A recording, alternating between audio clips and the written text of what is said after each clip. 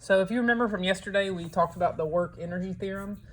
Remember that the work-energy theorem is just a theorem that shows the relationship between work and kinetic energy. Basically, it says that the work done on an object will either increase the kinetic energy or decrease the kinetic energy of an object. If you recall the formula for the work-energy theorem, it's just work is equal to the change in kinetic energy. And obviously, we expanded that a little, so work equals KEF minus KEI, so final kinetic energy minus initial kinetic energy. We can expand that even further. Work equals 1/2 mvf squared minus 1/2 mvi squared. And also, if we want to go even further with that, we can substitute the equation. Remember, work is force times displacement, so we can take that force times displacement and substitute it right here, giving us force times displacement, which is work, is equal to 1/2 mvf squared minus 1/2 mvi squared. Now, you're welcome to put any of these in your note cards, but for the quiz, I will give you a formula sheet so you won't have your note cards, but that's the work energy theorem. Yesterday we did sample problem 1. Well, I did it in 2 of the classes. I didn't do it in 1 of them, but I'm not going to do sample problem 1 since it's pretty straightforward. I'm going to go ahead and do sample problem 2 and 3. So we'll do sample problem 2 first. Number 2, Jane pushes a 32 kilogram object, giving it an initial speed of 0.95 meters per second. How far does the object move after the student lets go if the coefficient of friction between the object and the ground is 0.25? So let's go ahead and write down some things that we know. We know the mass is 32 kilograms. And it says she pushes it, giving it an initial speed of 0.95 meters per second. It talks about the coefficient of friction. It says the coefficient of friction is 0.25. And you should know by now that friction is going to cause things to slow down. So this object's going to slide across the table or slide across the floor. Friction's going to slow it down, and it's going to slow it down until it stops. So its final velocity is 0 meters per second. Okay? Now, because I'm given the coefficient of friction, we have to think back to old problems and old formulas and things. And we have to think back to these things, these free body diagrams. Remember, this is gravity, force of gravity or weight. This is the normal force. This is my applied force. And this is my friction. This is way back before Christmas, okay? To find the gravitational force, as a reminder, it's mass times gravity. So the mass is 32. So 32 times, and you should remember gravity is 9.8. 32 times 9.8 is 313.6. 313.6 newtons. That's the gravitational force. Well, I should back up a little bit and explain why I'm doing this. So let me stop on this for a minute. I messed up. So forget about this for a minute. Let's come back to the problem at hand and see what we can do using the work energy theorem. So the question says, how far does the object travel? So that's the distance. So remember, the formula is force times distance, or force times displacement, equals 1/2 mvf squared minus 1/2 mvi squared.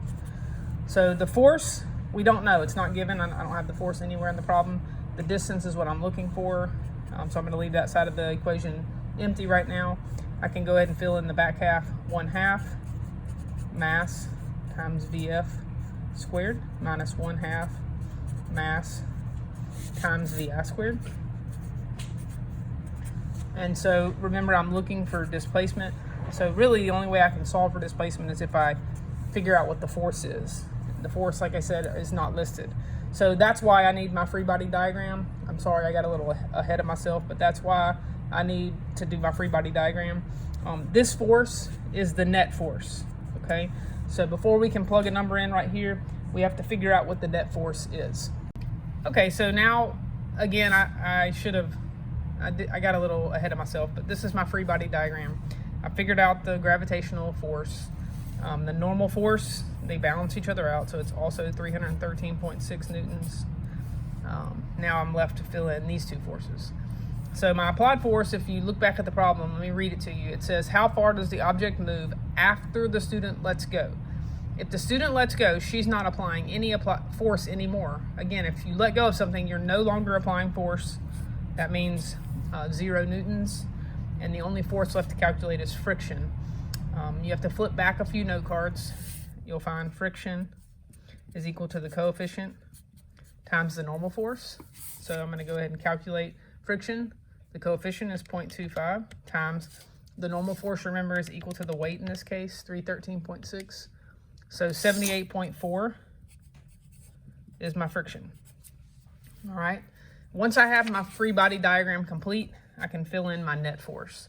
So just as a reminder, my net force is applied minus friction, applied, which is 0, minus friction, which is 78.4, negative 78.4. That's my net force, and that's what I can put in right here, negative 78.4. At that point, just comes just to calculate. So 1/2 times 32 times 0 is 0, minus, I'm going to type this in, 1/2 times 32 times 0.95 squared, 14.44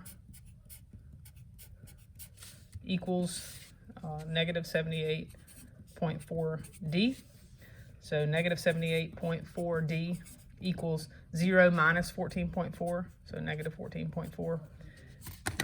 So divided by 78.4, 0.18 meters. So it didn't travel very far at all. It's like 18 centimeters, but 0.18 meters is the distance that this object traveled. Okay, the last problem I'll do, problem 3, and then the rest you guys need to do on your own. Number 3, a 40-kilogram student wearing frictionless inline skates on a horizontal surface is pushed by a friend with a constant force of 45. How far must the student be pushed so that her final kinetic energy is 352 joules? How fast is the student moving at that time? So there's a few things that's going on there. Let's just go ahead and start off writing down what we know. The mass of the student is 40 kilograms. She's wearing frictionless inline skates, so there's no friction on a surface, and is being pushed by a friend with a force of 45 newtons. Now, it's a positive force because it's not slowing her down, it's speeding her up. And so the question says, how far must the student travel in order for her final kinetic energy to be 352 joules? And then the second question says, how fast is she traveling at that time? So how fast is what is her final velocity? I'll do question A first. Question B is a little bit easier, but I'll go ahead and do question A first. So you can assume if her friend's pushing her that she was originally at rest. You can just assume that. If she was originally at rest, her initial kinetic energy has to be 0. You don't even need to do any calculations there. You just know if there's no velocity, there's no kinetic energy. So if she was at rest, her initial kinetic energy was 0. So we know we have a lot of equations, all these from earlier. And so since this one is it already gives me the kinetic energy, this is the formula I'm going to look at, this one right here. So I'll rewrite that for you guys to see. Work equals KEF minus KEI, okay? Now, since the problem has F and D in it, I can put in FD for work, KEF minus KEI. Okay, so remember, these formulas just kind of depend on what the question asks. But once we have this, just plug your numbers in and do a little bit of algebra. So in the place of force, we're going to put 45. We're looking for the distance that she travels. Her final kinetic energy is 352. That's given in the problem. Minus her initial kinetic energy. She was initially at rest. So we said if she was initially at rest, she has no kinetic energy. So 45D equals 352. So just doing a little bit of algebra. 352 divided by 45. 7.8 meters. 7.8 meters. So that's how far the friend has to push, or the one girl has to push her friend. That's question A. Question B is what's her final velocity? So this actually goes back to last week's lesson. KE equals 1/2 mv squared. So if I'm looking for VF, I use KEF to do that. So KEF 352 equals 1/2. The mass is 40 times VF squared. So we're just solving for VF. So 352 equals half of 40 is 20 VF squared. And so to do that algebra, I'll do it in my calculator so you can watch. 352 divided by 20 gives me an answer. And then since it's squared, I have to square root. So I'm going to square root 17.6. That's going to give me my final velocity, 4.2 meters per second. And so that's question